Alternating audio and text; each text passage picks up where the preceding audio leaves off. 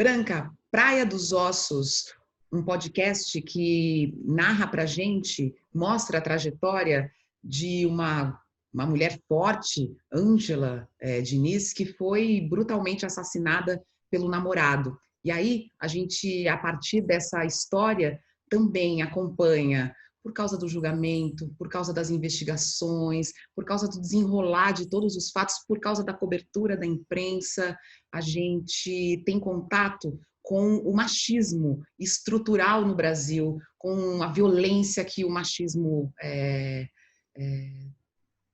a violência que o machismo provoca no Brasil e sensibiliza muito a gente. Quando vocês pensam nesse podcast, vocês pensam realmente em contar, além da trajetória da Ângela, também essa trajetória, esse cenário do machismo no Brasil?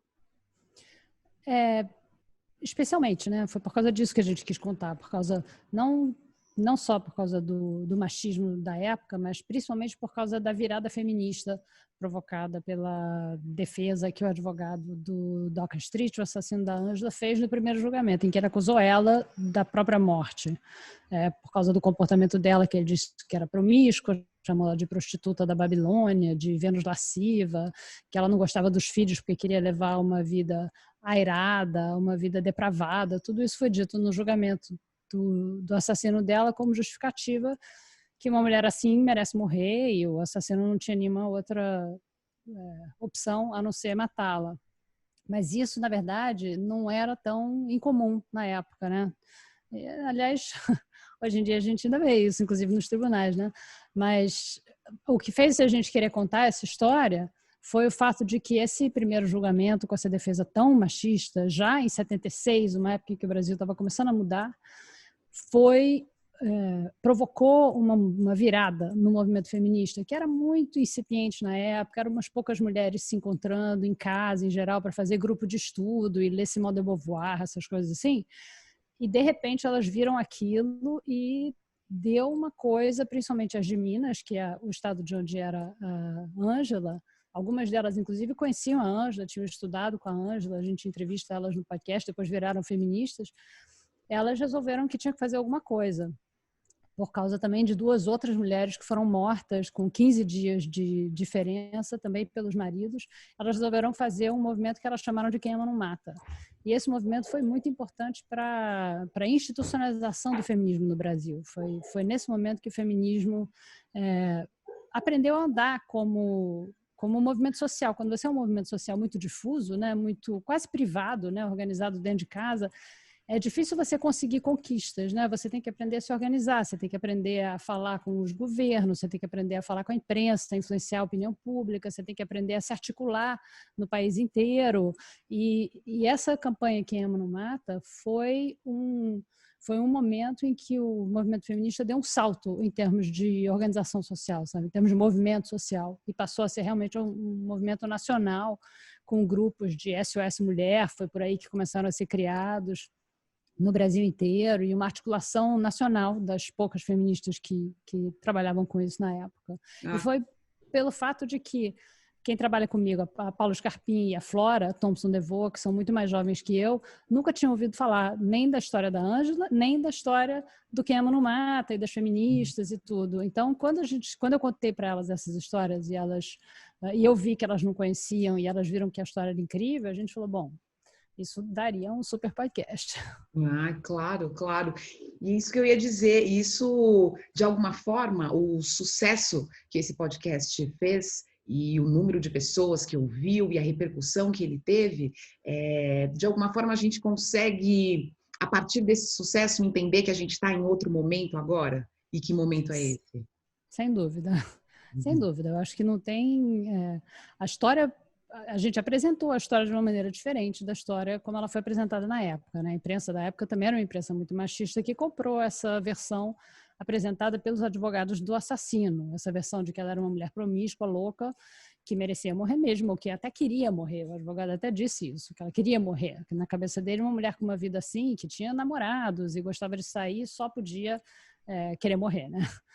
Então, essa versão foi comprada pela imprensa da época e é assim que ela foi tratada. A gente nunca conseguia entender quem era a Ângela. Quando a gente começou o projeto, a gente não tinha ideia de quem ela era, como pessoa, como personalidade, o que ela gostava, quem eram os amigos dela, o que deixava ela triste, o que deixava ela feliz. E aos poucos, ao longo do projeto, a gente foi conhecendo ela. E hoje em dia, por causa da forma como a gente apresentou a história, claro, mas principalmente porque a gente está num momento completamente diferente, 40 anos depois, que as pessoas já não... Ninguém mais diz, não, realmente, ela era uma mulher promíscua, então o namorado só podia dar 4 tiros na cara dela. Ninguém diz isso. As desculpas são outras, né? Diz, não, foi violenta emoção, ou sei lá, uma coisa, um momento de loucura, mas ninguém vai dizer uma coisa dessas. Não, ela queria terminar, então merecia morrer, né? Isso mudou, isso realmente mudou completamente. E a gente viu isso no caso da Mariana Ferrer, né, aquela menina que sofreu um estupro, e a gente viu a audiência em que o advogado do réu acusa ela também de não ter sido estuprada porque ela tinha postado fotos que, segundo ele, eram sensuais. E isso significaria que era impossível ela ser estuprada. E a gente viu a recepção da imprensa, né? Foi completamente diferente. Ninguém na imprensa dizia, não, esse advogado tem toda a razão, realmente. Essa menina postou fotos de biquíni, então realmente só estuprando. A gente não vê ninguém dizer isso, né? E foi exatamente o que aconteceu no caso da Ângela, né? A imprensa comprou toda essa história e por isso mesmo para vocês foi um trabalho ali de arqueologia, de encontrar uma outra história, né? E um trabalho também de encontrar tudo na imprensa da época, né? E ver como a história foi retratada na imprensa da época. Esse caso foi coberto desde a morte dela em 76 até o segundo julgamento do assassino em 81.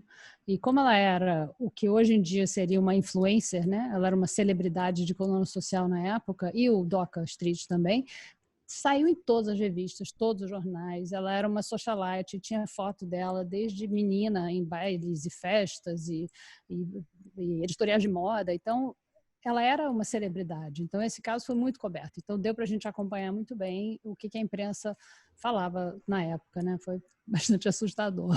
É muito assustador quando a gente ouve o podcast. E tem uma questão de você disse que vocês foram encontrando qual é a história dela, achando quem era essa mulher, descobrindo o que ela gostava. E vocês roteirizaram um podcast para a gente ir descobrindo essa mulher também, né? A cada episódio, vocês vão apresentando para a gente também. A gente também faz esse percurso, né? O ouvinte também faz esse percurso. E isso é roteiro, né? A gente teve roteiristas que trabalharam com a gente. A gente teve o Aurélio Aragão, o Rafael Espínola, junto com a Paula Scarpim e com a Flora Thompson-DeVoe, eles que fizeram o roteiro e ia passando por todo mundo e depois passava por mim, porque eu tinha que adaptar para ficar com a minha cara, né? Tirar coisa, botar coisa, falar do jeito que eu falo mesmo, porque eu que faço a narração do podcast. Mas essas coisas são truque de roteirista. Você realmente tem que ter roteirista que sabe o que está fazendo numa coisa como essa, porque não enfim, ser roteirista é uma profissão, né? Não é para amador.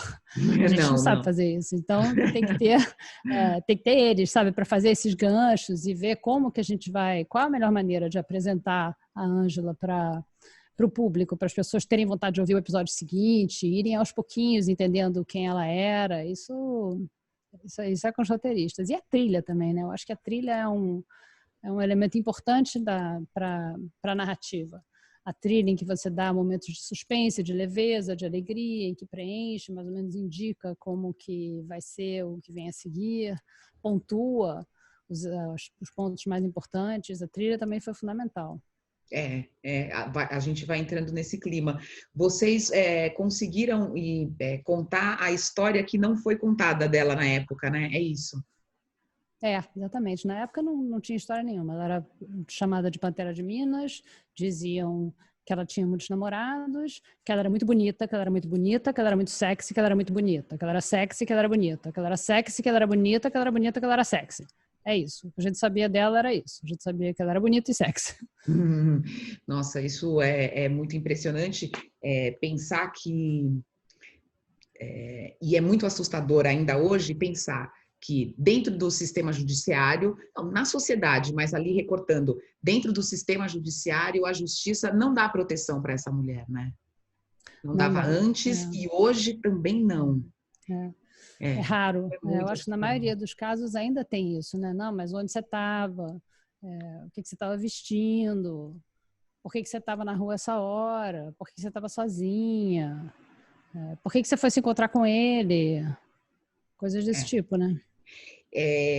Tem um vídeo que vazou faz pouco tempo aqui, eu tô até com ele aqui na mão, de um juiz, de uma audiência na vara de família, e o juiz fala o seguinte: se tem lei Maria da Penha contra a mãe, eu não tô nem aí. Uma coisa que eu aprendi na vida de juiz é que ninguém agride ninguém de graça. Eu não vi esse vídeo, graças a Deus, mas eu Uhum. li a respeito. É muito impressionante isso. E isso é aquele ditado que você não deve nem conhecer porque você é muito jovem, mas é um ditado que eu ouvia quando eu era garota, que é de que se a mulher está apanhando, ela pode não saber por que está apanhando, ela pode não saber, mas o cara pode não saber por que está batendo, mas ela sabe por que está apanhando. É isso, né? É a mesma coisa que esse juiz falou. Você já ouviu isso alguma vez? Já, não sabe por que tá apanhando. Não Que sei. ela sabe por que está apanhando, e o cara pode não saber por que está batendo, mas ela sabe por que está apanhando. E é isso que esse juiz está dizendo, né? Que ninguém bate de graça. Quer dizer, se ela apanhou, é porque tinha algum motivo, né? Uma loucura isso. Isso é difícil mudar o que é estrutural, né? O O machismo machismo estrutural. é estrutural, é muito difícil. Não, e é isso, e a gente deixa, e vocês deixam isso muito claro assim nos episódios. Você é uma mulher feminista, uma mulher que teve uma mãe feminista, e a gente fica sabendo disso também no podcast, porque a sua mãe assinou ali o abaixo-assinado, fazia parte desse movimento que buscava justiça pela Ângela Diniz. Ser uma feminista hoje, esse nome ainda assusta muitas mulheres, não é? Ainda assusta. É incrível. Ainda assusta. No tempo da minha mãe era pior. Era muito pior. Era um xingamento, né? Era um insulto. As pessoas chamarem você de feminista. Era uma coisa horrível. Então, elas sofriam muito, muito mais do que hoje em dia. Mas mesmo hoje em dia, eu tenho um outro podcast chamado Maria Vai com as Outras, em que eu entrevisto mulheres sobre mulher e mercado de trabalho. E uma das perguntas que eu faço a elas é se elas se consideram feministas. E tem de tudo, tem de tudo. Tem cirurgiã, tem vigia, tem motorista de aplicativo, tem diretora de empresa, tem tudo quanto é tipo de mulher. Tem mulher branca, mulher negra, tem de tudo. E a reação de quase todas elas, em 4 temporadas do Maria Vai com as Outras, é quando eu pergunto: você se considera feminista? Ou a pessoa diz não, de cara, diz não porque eu não sou contra os homens, não porque eu não me considero radical, ou a pessoa fica assim, é, não sei, acho que não, porque tem essa dificuldade. Quem não faz parte dos movimentos, quem não está nessa bolha da gente, tem essa dificuldade de se dizer feminista. Ainda acha que é uma coisa parecida com o que era da minha mãe, que é mal amada, é falta de sexo, não tem o que fazer, ou que é contra o homem. É uma coisa que você... É uma loucura, né? E eu acho que quando a gente vê tantas mulheres morrendo ainda hoje, ser feminista também é defender a vida das mulheres, né? Ah, sim, sim. Essa história da Ângela a gente contou não pelo fato de ser um feminicídio especial, porque não é um feminicídio comum. A gente tem no Brasil 3 por dia, como esse que aconteceu com ela, inclusive em termos da escalada de violência do relacionamento. Primeiro ele batia, depois ele batia mais, ele isolava ela das amigas e trancava ela no quarto, vivia brigando, ele tinha ciúmes da roupa. Tudo que você vê em casos de feminicídio que vai nessa escalada, né? Típico, um caso típico de feminicídio. Então não seria por isso que a gente contaria a história, porque a gente teria, nossa, milhões de histórias para contar desde aquela época até agora, né? O que interessa no caso dela é isso, essa questão da defesa muito machista, da reação feminista que teve, e ela é uma personagem muito interessante, que foi uma grata surpresa para a gente foi descobrindo como ela era uma mulher muito interessante, muito diferente, muito conservadora no sentido de ser realmente uma socialite. Ela era racista, ela era elitista, ela era tudo isso, mas ela tinha uma coisa dentro dela de querer ter uma independência, de querer ter uma liberdade, especialmente liberdade sexual. que não era comum nas mulheres daquela época.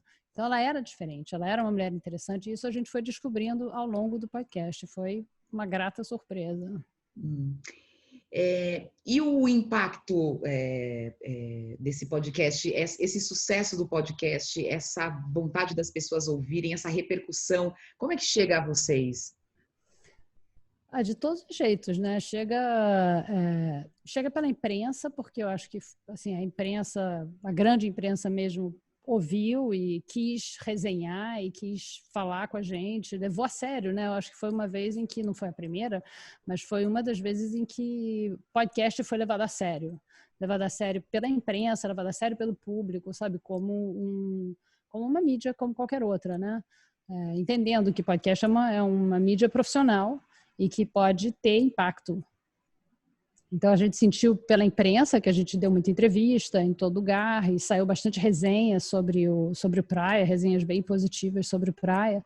E também pelas redes sociais, a gente criou um grupo no Facebook só para os ouvintes do Praia discutirem questões do Praia. Esse grupo, eu não sei quantas pessoas tem, deve ter umas, 4.000, 5.000 pessoas, mais ou menos, a essa altura, que ficam o tempo todo discutindo. E eles mesmos pesquisam coisas e postam e conversam. Eles conversam muito mais entre si do que com a gente. A gente não interfere muito. E as pessoas sempre muito interessadas e atuantes. Já o último episódio foi agora em novembro e ainda as pessoas estão lá no Facebook, super ativas. A gente vê também nas outras redes sociais, nas redes da Rádio Novelo. E as pessoas que entram em contato diretamente com a Rádio Novelo para contar suas histórias, mandam e-mail para a gente, contando dos casos de feminicídio nas suas famílias, de casos de estupro, casos que a pessoa se lembra de quando era criança, casos pessoais, casos muito pessoais. Teve uma mulher que escreveu para a gente contando que a mãe dela foi morta pelo pai e que depois o pai matou a segunda mulher. E ela, assim, mandou um e-mail longo contando essa história. A gente recebe bastante mensagem assim, sabe? De pessoas que ficaram muito mobilizadas com a história por ter alguma experiência pessoal com isso. A repercussão foi muito grande mesmo. A gente já está com, acho que 1.400.000 ouvintes agora. E continua crescendo. Que demais. O retrato que vocês fazem do Doca e de outros homens que aparece no podcast, do advogado que fez essa defesa tão machista, e que a gente ouvindo a defesa dele, você tem arrepia da raiva, da vontade de gritar. Ainda assim, vocês abriram espaço para mostrar que esses homens ali envolvidos nesse crime não eram necessariamente monstros. E isso foi importante, né?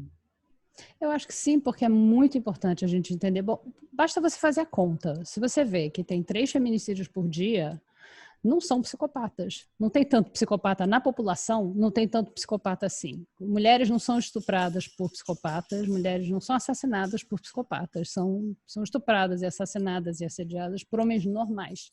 Homens normais da nossa convivência, são pessoas da nossa família, são colegas de trabalho, são pessoas que a gente conhece, são nossos amigos. Essas são as pessoas. E o Doca é uma pessoa normal, ele não é um psicopata, ele é um assassino de mulher. Ele não é um psicopata. E é importantíssimo a gente entender isso, eu acho. Entender, para a gente poder corrigir isso, e para os homens, principalmente, que não são assassinos, nem assediadores, nem estupradores, eles precisam olhar em volta. Porque a gente sabe como isso funciona. A gente sofre isso com 11, 12 anos, você já está sendo agarrado em ônibus. Mas homem não. Então, eles não sabem. Os homens que não fazem isso, eles não sabem que isso acontece. É como se fosse um mundo secreto, onde vivem todas as mulheres, 100% das mulheres, e os homens que assediam, estupram e matam. Esse é um mundo em que a gente vive e os outros homens não fazem parte. Para que isso seja resolvido, esses outros homens precisam ver o que acontece nesse mundo secreto. Eles precisam entender que isso acontece. Por isso que eu acho importante que os homens aprendam sobre esse assunto, sabe? Leiam sobre feminicídio, sobre abuso sexual, sobre o que acontece com as mulheres, porque sem a participação deles, sem que eles entendam isso, a gente não vai conseguir resolver. A gente vai continuar nesse mundo secreto de horror que só a gente e os perpetradores dessas violências moram. Bom, vocês não mostram o Doca como monstro, mas na época a imprensa e dentro do tribunal o que se tentou fazer foi mostrá-lo como um homem muito frágil, né? Um homem que foi seduzido, um homem louco de amor, que de alguma forma também perdeu a própria vida nesse sentido de ter desgraçado a própria vida depois do crime, né? Mas a teoria de vocês, ou a tese, ou o que vocês mostram é um outro caminho, né?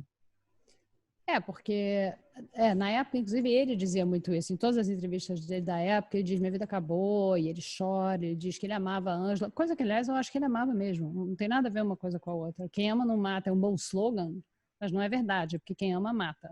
Quem não ama mata, e quem ama mata. Não é assim. Mata-se mulher, não é por amor nem por desamor. É por questão de poder, dominação de um sexo pelo outro. Então, ele dizia muito isso, e eu acredito que ele amasse ela realmente, não tenho muita dúvida disso. Mas ele dizia que a vida dele tinha acabado, e ele diz isso na entrevista. Quando a gente entrevista ele, que a gente entrevistou ele diz isso pra gente. Ele diz, eu acabei com a vida dela e com a minha.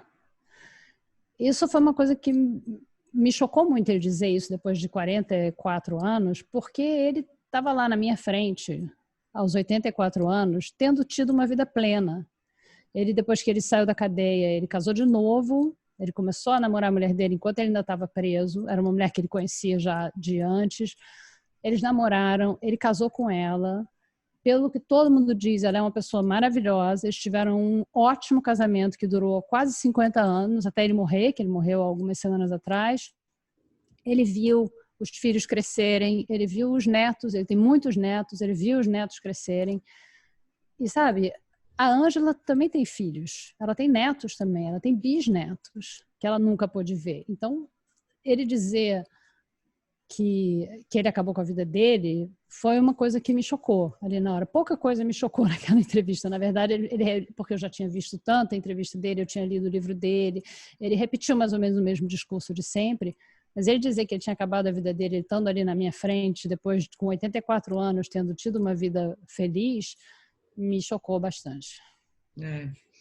O que me chocou também, e eu fiquei sabendo a partir de uma entrevista e a partir de declarações suas, é que esse caso e a defesa do DOCA é utilizada em muitas faculdades de direito como um exemplo de defesa, como um exemplo de uma defesa que consegue ali encontrar argumentos para conseguir a sua vitória, né? Isso é uma coisa que me intriga e que eu conversei bastante porque teve muito impacto também no meio jurídico o podcast. A gente conversou com muitos juristas, advogadas, promotores, juízes, professores de direito, homens e mulheres que ficaram interessados, porque a gente trata dos 2 julgamentos do DOCA e no último episódio a gente fala sobre a ideia de justiça restaurativa e encarceramento em massa e coisas assim, tentando entender e tentando chegar a algum caminho do que a gente faz com as pessoas que cometem crimes, né? Porque tem isso também, né? O que adianta pegar um cara como o DOCA ou como qualquer outro, jogar numa cadeia horrorosa e sair 5 anos depois, e que adianta isso, né? Fazer a pessoa sofrer só é vingança, ou que você quer que essa pessoa sofra. Então, a gente teve muita discussão com pessoas do meio jurídico, e eu fiz essa pergunta muitas vezes, né? Qual é o limite do direito de defesa? O direito de defesa tem um limite em que ele bate contra os direitos de outra pessoa? Tudo bem que o advogado de defesa tem que defender o seu cliente, mas esse direito de defesa do cliente ou do cidadão, de qualquer cidadão, eu e você, que temos direito à defesa, será que essa defesa não teria que ter um limite ético quando ela infringe os direitos de outra pessoa, que foi o caso da Ângela? E as opiniões são controversas, sabe? Eu não, tem gente que acha que sim, tem gente que acha que não. Então, é uma área que eu não sou especialista na área, eu fiquei muito interessada. Depois que acabou, eu comecei a ler muito a respeito disso, ler muito sobre encarceramento em massa, ler sobre a crise prisional, ler sobre justiça restaurativa. Tudo isso, hoje em dia, me interessa muito. Mas eu ainda não tive assim, uma resposta boa. O que a gente faz? Bianca, muito obrigada pela entrevista. Muito obrigada pelo podcast também. Era uma história que eu já tinha ouvido falar muito vagamente, tinha visto uma citação, mas realmente você me colocou num lugar de reflexão que eu queria estar. Muito obrigada. Obrigada a você.